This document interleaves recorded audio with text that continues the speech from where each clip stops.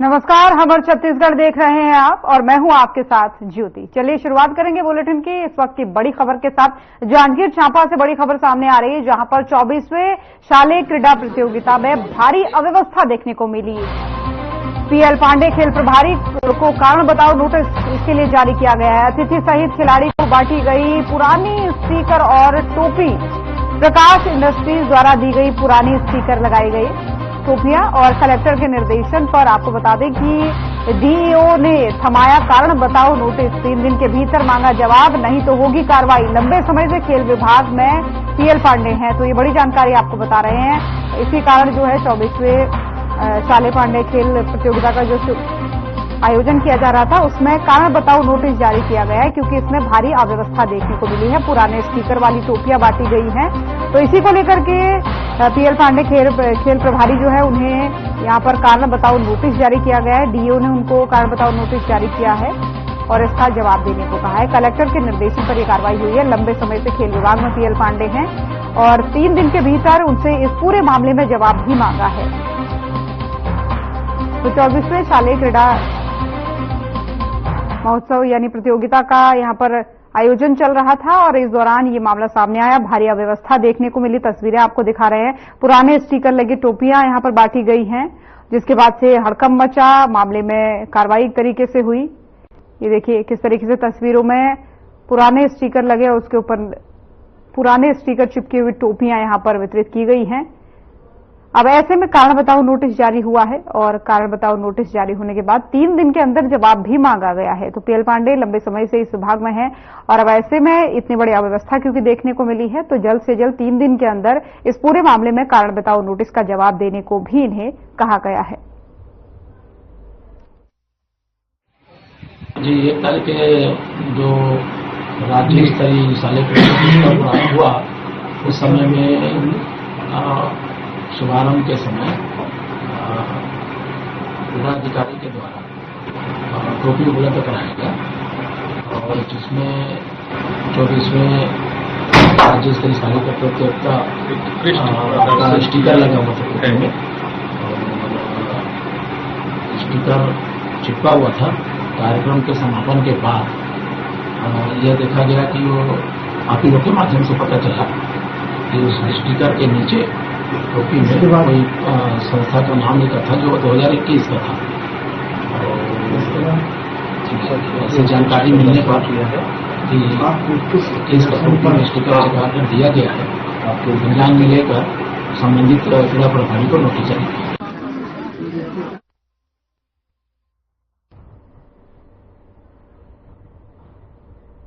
और रायपुर विधानसभा अध्यक्ष से मिलने पहुंचे बीएड के सहायक शिक्षक अपने नौकरी को बचाने के लिए मंत्री और विधायकों के दरवाजे खटखटाते दिख रहे हैं। रायपुर में विधानसभा अध्यक्ष डॉक्टर रमन सिंह से जो है मिलने बीएड के टीचर्स पहुंचे। बीएड के सहायक शिक्षक जो हैं वो दर दर भटकते नजर आ रहे हैं। देखिए इसी पर हमारी ये खास रिपोर्ट।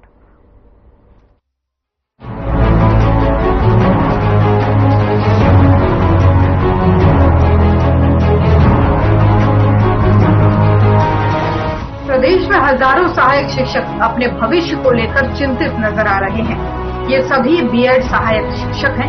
इनकी भर्ती लगभग 1 साल पहले की गई थी, लेकिन अब इन्हें नौकरी से निकाला जा रहा है। इस कारण उनके सामने आर्थिक तंगी की समस्या पैदा हो गई है। कई लोगों ने इस नौकरी में रहते हुए लोन लिया। अगर नौकरी नहीं रही तो उनके भविष्य पर इसका बुरा प्रभाव पड़ेगा।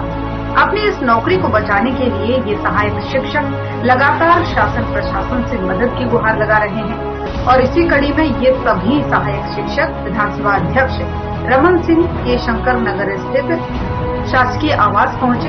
हालांकि रमन सिंह से उनकी मुलाकात नहीं हो सकी, फिर भी इन्हें उम्मीद है कि सरकार उनकी मांगों पर ध्यान देगी और इन्हें बेरोजगार होने से बचाएगी। लगभग 3000 बीएड प्रशिक्षित सहायक शिक्षक विगत 1 वर्ष से बस्तर और सरगुजा संभाग के सुदूर अंचल में सेवारत हैं। उनका कहना है कि भर्ती तत्कालीन राज्यपाल द्वारा अनुमोदित गजट छत्तीसगढ़ राज्य भर्ती नियम 2019 के तहत हुई है। अब सभी सहायक शिक्षक छत्तीसगढ़ व्यापम द्वारा आयोजित परीक्षा उत्तीर्ण कर मेरिट के आधार पर शासकीय सेवा में आए हैं। इस नियुक्ति को उच्च न्यायालय द्वारा अमान्य घोषित कर दिया गया है। अब इस फैसले के विरुद्ध छत्तीसगढ़ सरकार द्वारा उच्चतम न्यायालय में याचिका दायर कर चुनौती दी गई है। वहीं सहायक शिक्षकों द्वारा भी SLPS लगाई गई है, परंतु मामले की सुनवाई के पश्चात उच्चतम न्यायालय द्वारा इन्हें खारिज कर दिया गया।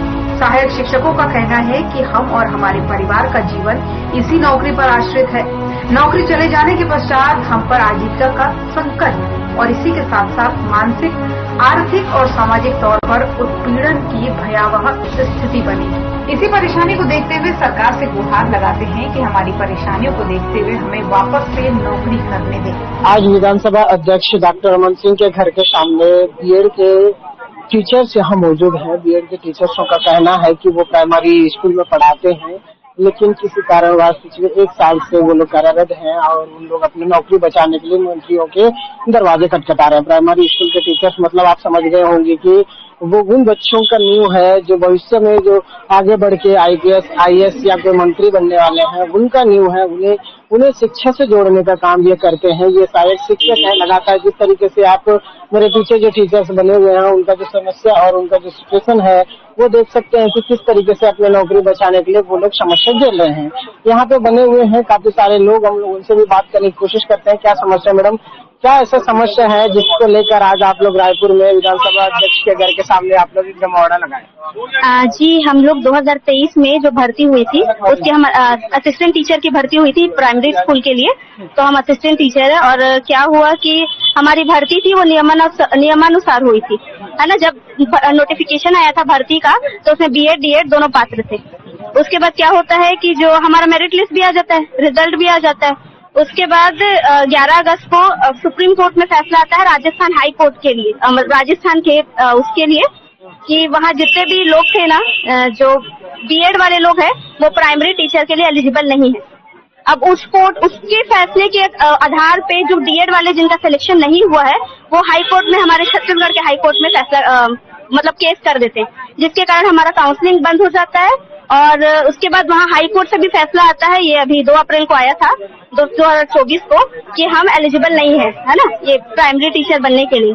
अब क्या हुआ कि वहाँ पर तो फिर हम सरकार के पास गए, सरकार हमारा SLP लेकर सुप्रीम कोर्ट गई और सरकार ने हमारा साथ दिया उस समय। उसके बाद सुप्रीम कोर्ट से भी अभी ये 28 अगस्त को हम लोग का जो केस था वो उसको डिसमिस कर दिया गया है। तो अब हमको डर लग रहा है कि हो सकता है हमारी नौकरी खतरे में है और हमको इस पद से पद मुक्त कर दिया जाएगा, तो हम कहाँ जाएंगे, हमारा यही प्रॉब्लम है। जिस तरीके से यहाँ पे देखने के लिए मिल रहा है कि आप लोग छत्तीसगढ़ के किन कोनों से भी आए हो, यहाँ पे हर जिले के लोग मौजूद हो, लेकिन हम बात करते हैं कास, बस्तर और सरगुजा की।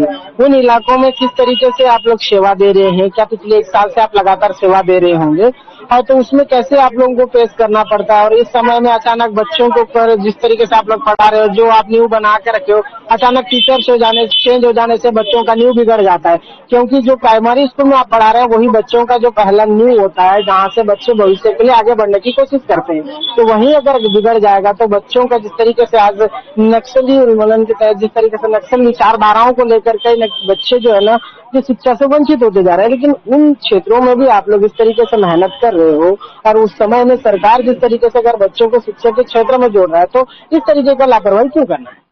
वही जी, हम जैसे हमारा स्कूल है वहाँ पर पहले शिक्षकों की बहुत कमी थी। जब से हमारे शिक्षक उधर गए हैं तो कई क्या हुआ है, नवोदय जैसे बड़े बड़े जो नवोदय एग्जाम, एकलव्य एग्जाम, इस सब पे बच्चों का सिलेक्शन हुआ है, हमारे जो बच्चे थे। और हम तो पूरा प्रयास करें कि हम उन बच्चों को और ऊपर तक पहुंचाएं, उनको अच्छा एजुकेशन दे, जितना अच्छा अपना हम पूरा ट्राई कर रहे हैं कि जितनी अच्छी एजुकेशन हो सके दे। पर अभी देखिए, अभी हम यहाँ पर हैं तो स्कूल में अभी हम CL सब लगा के आए हैं, छुट्टी ले लेकर आए हैं, तो फिर ऐसे में शिक्षा पे बहुत बुरा प्रभाव पड़ सकता है। किरण से। कहाँ से? जी, मैं खैरागढ़ से हूँ और चरामा में अभी पोस्टेड हूँ। हाँ। जिस तरीके से देखा जाए तो यहाँ पे टीचर्स अपने अपने जिस समस्या को लेकर गुहार लगा रहे हैं, मंत्री या फिर यहाँ के कोई विधानसभा अध्यक्ष या फिर यहाँ के मुख्यमंत्री उनकी बात सुने, ताकि ये जो इनके साथ नाइंसाफी हो रहा है वो ना हो और वापस से इनको अपने पद पे कार्यरत रहने दे। ये क्या नाम लिखते हैं आपका? शुभम चंद्राकर। जिस तरीके से ये समस्या आप लोगों के साथ पेश होना पड़ रहा है कि जहाँ बच्चों को पढ़ाना चाहिए उस समय को वहाँ छोड़कर आप लोग यहाँ के मंत्रियों का दरवाजा खटखटा रहे हैं, ऐसा क्या समस्या आना पड़ी? सर, हमारी आजीविका पे आप बात आ गई है। अगर ये जॉब चला गया तो हम लोग सब रोड पे आ जाएंगे, हमारी फैमिलीज है वो सब हम पे डिपेंड है, तो उन सबका क्या होगा। इसलिए आज हम लोग समय निकाल के आज इकट्ठा हुए हैं। ऐसा नहीं था कि इतने सारे लोगों को हम स्पेशली बुलाया नहीं है, ये सब अपने मर्जी से सूचना मिली कि लोग मिलने जा रहे हैं रमन सिंह जी से, तो आज उसी बात पे मिलने आ गए थे। तो ऐसा नहीं कि एक दिन में ऐसा कोई पढ़ाई जो है प्रभावित होगा, उससे ज्यादा हमको यहाँ हानि हो रही है। हमको सीएल मिलता है, ठीक है, उसी का उपयोग करके हम एक दिन की छुट्टी लेके यहाँ पहुंचे हैं। इस तरीके से देखा जाए तो यहाँ पे तमाम उन इलाकों से मौजूद है जिन इलाकों में शिक्षा का क्षेत्र कम है, लेकिन उन क्षेत्रों में भी टीचर्स आप लोग वहाँ मेहनत करके बच्चों को जो शिक्षा देते हैं, क्या वो शिक्षा देने का जिस तरीके से आप लोग का मेहनत और वो परेशानी संघर्ष है, क्या सरकार को नहीं दिखाई देता? सर, सरकार को दिखाई दे रहा है। सरकार भी कोशिश करी थी, हम लोग को बचाने के लिए SLP लेके गई थी सुप्रीम कोर्ट, वो खारिज हो गया। सरकार को पता है कि हम लोग योग्य हैं, हम लोग काबिल हैं, और नोटिफिकेशन था वो सरकार ने नहीं निकाला था, सरकार ने भर्ती करी, तो सरकार को ये सब चीज पता है। सरकार कोर्ट का आदेश है जो भी होगा, तो लेकिन उससे ये होगा कि हमको हानि हो सकती है। तो हम लोग सरकार से यही डिमांड कर रहे हैं कि किसी भी तरह से हमको सुरक्षित करे। तो आज विधानसभा अध्यक्ष के पास आप लोग को पहुंचना पड़ा। समस्या ये है सर हमारी कि हम लोग ने हर एक चीज अपनी ईमानदारी से किया, पढ़ाई की, जॉब के लिए अप्लाई किया, जॉब के लिए हम लोग एलिजिबल भी है, मेरिट लिस्ट में हमारा नाम भी आया। उसके बाद से नियम में अगर कुछ बदलाव आता है उसमें हमारी क्या गलती है? उसके बाद नियम आ गया, नियम बदल गया, उसके कारण हम लोग को कोर्ट के चक्कर लगाने पड़े। पहले तो हम लोग 11 महीने कोर्ट के केस में घसीटाए हैं, उसके बाद अब अचानक सुप्रीम कोर्ट ने हमारी याचिका को खारिज कर दी, जो कि उनका डिसीजन था। इसलिए तो हम यहाँ पर क्या गलत किया है, बस ये जानना चाहते हैं हमारी गलती क्या है जिसकी हमको सजा मिल रही है। इतनी ज्यादा हमको मानसिक पीड़ा हो रही है, हमको मालूम है हम लोग कैसे जी रहे हैं जिंदगी अपनी। एक एक दिन हमको इतना बुरा लग रहा है। मंत्री तो हमसे मिलने के लिए 4 दिन के बाद 5 दिन मना कर देता है, 24 घंटे घुट रहे हैं, उसका कौन जवाब देगा यहाँ पर? जिस तरीके से देखा जाए तो लगातार वे लोग मंत्रियों के दरवाजे खटखटा रहे हैं। क्या नाम लिखते हैं पूरा? जी सर, मेरा नाम प्रांजल सोमानी है, मैं कांकेर में पदस्थ हूँ। जी, जैसे आपको नौकरी के समय उन समस्याओं को झेलना पड़ रहा है क्योंकि आप बच्चों तक को जा रहे हैं, पढ़ा रहे हैं, कैसे समस्या झेल पा रहे हैं और कैसे पेश कर रहे हैं? जी सर, बस्तर और सरगुजा आप जानते हैं सर दूरस्थ अंचल है और नक्सल की समस्याएं भी वहाँ पे है सर। वहाँ पे सर कई स्कूल ऐसे हैं सर जहाँ पे रोड की सुविधाएं नहीं है, कई ऐसे हैं सर जो पहाड़ों पे हैं, वहाँ पे हमको जाना पड़ता है। बच्चों की स्थिति है वो भी थोड़ी क्या बोल सकते हैं कि उतनी अच्छी नहीं है, उसको हमने सर सुधार कर रहा है। एकलव्य स्कूल हो गए, आपके जो केंद्रीय विद्यालय है, नवोदय है, वहाँ पे सर हम लोगों ने पढ़ाया है सर, और हम लोगों ने वहाँ पे सिलेक्शन भी करवाया है सर। किस तरीके का माहौल, आप कौन से क्षेत्र में रहते हैं? मैं बस्तर क्षेत्र की हूँ। बस्तर कहाँ से? कांकेर। जहाँ बात करते हैं, बस्तर एक ऐसा नक्सली प्रभावित जिला है जिसमें काफी सारा एक्टिविटीज वहाँ नक्सलियों को देखने के लिए मिलता है, लेकिन उन नक्सली एक्टिविटीज में भी नक्सली जो विचारधारा को हटा के शिक्षा के माध्यम से बच्चों को पढ़ा के शिक्षा स्तर में जोड़ना और उनको एक भविष्य उज्जवल देना, तो उस तरीके का आप लोगों ने संघर्ष करके आज 3000 जितने भी आप टीचर्स हो लगातार सरकार के दरवाजे खटखटा रहे हो, क्यों? सर, विडम्बना है। मैं यही कहूंगी कि ये एक बड़ी विडम्बना है हमारे साथ जो हो रहा है, क्योंकि हम लोग जो है नोटिफिकेशन के आधार पे तैयारी किए थे। नोटिफिकेशन में बीएड डीएड दोनों एलिजिबल थे, तब हमें नहीं बताया गया कि बीएड और डीएड से रिलेटेड कुछ केस चल रहा है। टॉप रैंक में ही आप लोग ज्वाइन? जी सर, हम लोग टॉप रैंकर्स हैं। उसके बाद भी हमारी हालत ये हो रही है। एग्जाम हुआ तब तक भी हमको कोई आइडिया नहीं था कि कोई केस चल रहा है। रिजल्ट आया, कोई आइडिया नहीं था कि केस चल रहा है। उसके बाद मेरिट लिस्ट तैयार हो गया, उसमें भी हमारा रैंक के हिसाब से मेरिट लिस्ट तैयार हुआ था। आता ये है कि 11 अगस्त का एक फैसला आया और उस फैसले ने हम सबकी जिंदगी बदल के रख दी। तो आज आप लोग विधानसभा अध्यक्ष के पास पहुंचे हो, मुलाकात हुई है? नहीं सर, अभी तक तो नहीं हो पाई है। जिस तरीके से देख रहे होंगे टीचर्स कितनी परेशानी और कितने समस्याओं से जूझ रहे हैं। लगातार शिक्षक की तरफ देखा जाए तो शिक्षा में बच्चों को पढ़ाने का रहता है, लेकिन उसमें अपनी नौकरी बचाने के पीछे भी लगातार वे लोग रायपुर के उन इलाकों में भटक रहे, जैसे शंकर नगर, विधानसभा अध्यक्ष, सीएम हाउस, ऐसे कितने लोगों का दरवाजा खटखटा रहे होंगे। सरकार इन चीजों को देखना चाहिए। बस्तर जैसे अंदरूनी इलाकों में भी इनको उन बच्चों को जो नक्सल विचारधारा को हटा के शिक्षा से जोड़ने का जो काम कर रहे हैं उनको पहला प्राथमिकता देना चाहिए। मैडम इधर देखें, तो कहाँ से हैं आप? मानिकपुर। क्या नाम लिखते हैं? दीपिका ध्रुव। क्या समस्या है जो आज आप रायपुर पहुंचे? हमें हमारे जॉब से हटाया जा रहा है। हम बस यही सरकार से चाहते हैं कि वो हमें स्थिर करे और हमारी सहायता करे। हुई है, आप लोग इससे पहले कहीं और आवेदन दिए थे? हाँ, दे चुके हैं। पहले अलग अलग विधायकों के पास हमने आवेदन किया, हाई कोर्ट में किया, सुप्रीम कोर्ट में किया, फिर भी हमें बीएड के आधार पे हटा दिया गया। डीएड वालों को ही प्राथमिकता दी गई है, इसमें वो ही उसके योग्य है कह दिया गया।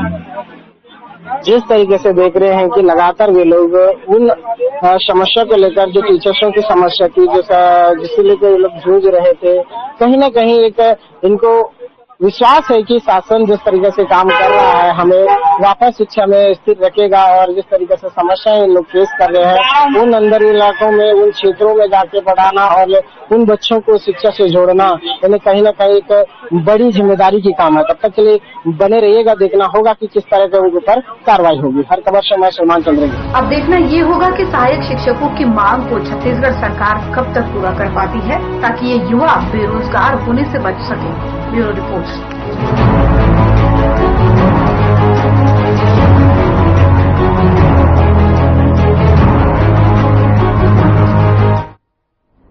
बेमेतरा जिले के नगर पंचायत मारो क्षेत्र में सैकड़ों वार्डवासी अपनी फसलों को लेकर चिंता जता रहे हैं। किसानों का कहना है कि लंबे समय से ट्रांसफार्मर खराब होने के कारण पर्याप्त बिजली नहीं मिल पा रही है। अपनी समस्याओं के समाधान को लेकर बिजली विभाग के अधिकारियों से कई बार वो गुहार भी लगा चुके हैं, लेकिन निराकरण नहीं हो पाया है, जिसके बाद वो अपनी समस्याओं को लेकर कलेक्ट्रेट पहुंचे और लिखित शिकायत दी।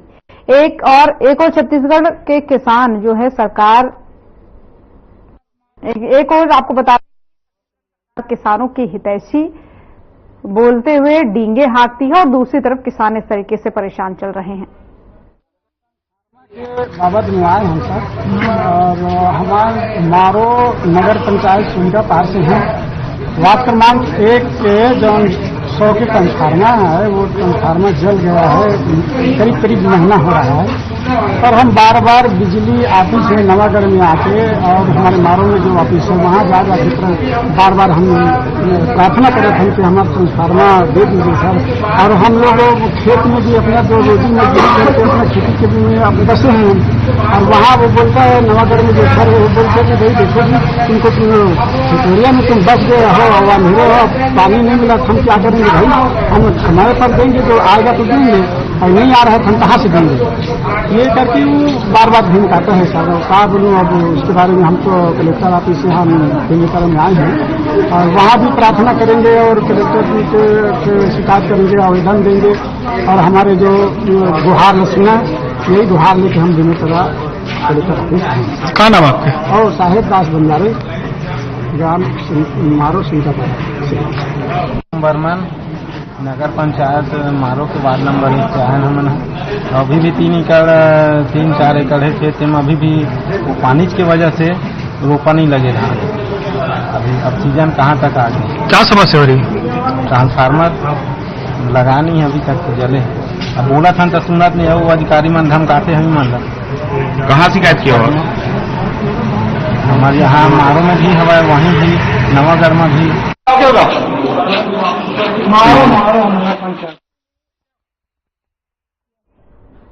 और जांजगीर चांपा जिले में इन दिन जो है 24वीं राज्य स्तरीय शालेय क्रीड़ा प्रतियोगिता का आयोजन किया जा रहा है।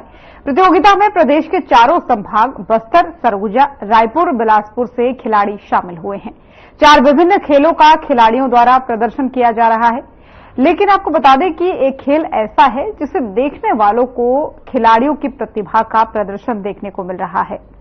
आपको बता दें कि मलखंभ में प्रदर्शन करने के लिए 8 साल के बच्चे के साथ बड़े बालक बालिका भी शामिल हैं।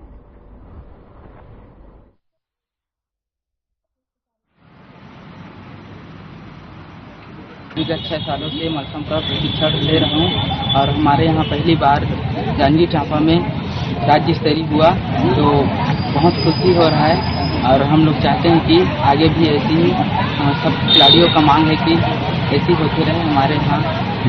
कहाँ खेल क्या होगी आपको? मैं नेशनल भी खेल चुका हूँ, उसमें गोल्ड मेडल भी लगा चुका हूँ और गए थे गुजरात, हरियाणा, दमन दीव, उज्जैन, ऐसी बहुत सारी जगह हैं। हम लोग मेडल भी प्राप्त करके आ गए। मैं जिसमें मैंने एक गोल्ड मेडल नेशनल में और विगत 5 वर्षों से मलखम खेती कहाँ पर आप प्रैक्टिस करते हैं, किस तरह से? हम लोग जांजगीर जिले के ब्लॉक कामगढ़ में एक गांव है टुकराबोड़, वहाँ करते हैं, जहाँ एक इंडोर हॉल है, वहाँ प्रैक्टिस करते हैं। पर्याप्त व्यवस्था है वहाँ पे, और आपको आवश्यकता महसूस होती है? हाँ, सामान की थोड़ी ये कौन शासन करते हैं, और खास करके जो करते हैं उसमें डर नहीं लगता? शुरुआत कैसे हुई? शुरुआती में थोड़ा सा डर लग रहा था, लेकिन अब डर नहीं लगता। मैं 2 साल से मलखम कर रही हूँ और मेरा कोंडागांव में स्टेट कंपटीशन में टीम चैंपियनशिप में गोल्ड मेडल लगा था और हम लोग यहाँ अपना बेस्ट देने का कोशिश किया है और हमारा team Bhushan mallakhamb academy index for talent में सीजन 10 के विनर थे। मैं क्लास में पढ़ता हूँ और मुझे मलखम खेलते 3 साल हो चुका है। मैंने नारायणपुर में सिल्वर मेडल लगाया था और कलेक्टर मैम को धन्यवाद बोलना चाहता हूँ कि मुझे यहाँ लाए हैं और खेल को आगे बढ़ा के मैं नेशनल में जीतना चाहती हूँ। क्या क्या करते हो, कितने साल प्रैक्टिस करते हो, कहाँ करते हो प्रैक्टिस? हमारे मलखम ग्राउंड में हम लोग करते हैं। हाँ। सुबह से 6 बजे से 8 बजे तक और शाम को 4 बजे से 8 बजे तक। अच्छा, तो ये क्या क्या आसन करते हो बीच में? हम लोग पता है आसन का नाम कौन कौन सा? पालूड़ी, दसरंग, तड़ी ताजासन, बैठी, बजरंग के, चुकोरासन। सबसे अच्छा आसन कौन सा लगता है?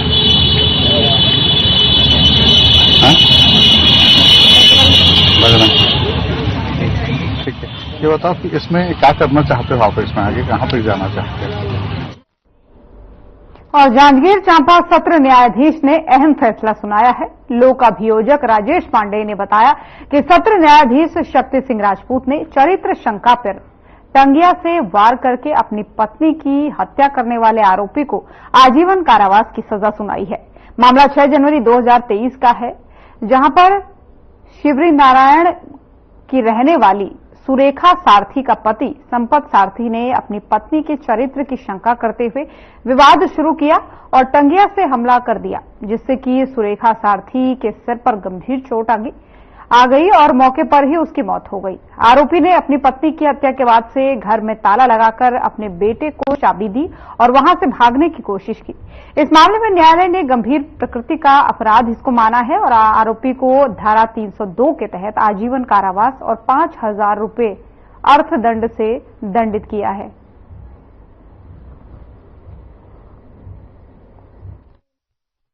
दिनांक 6/1/2023 को थाना शिवरान में आरोपी संपत सारथी के द्वारा अपनी पत्नी का टांगी एवं लकड़ी के बेड़ से मारकर हत्या कर दिया गया था, जिस पर विवेचक रविंद्र आनंद के द्वारा विवेचना पश्चात चालान माननीय न्यायालय में प्रस्तुत किया गया था।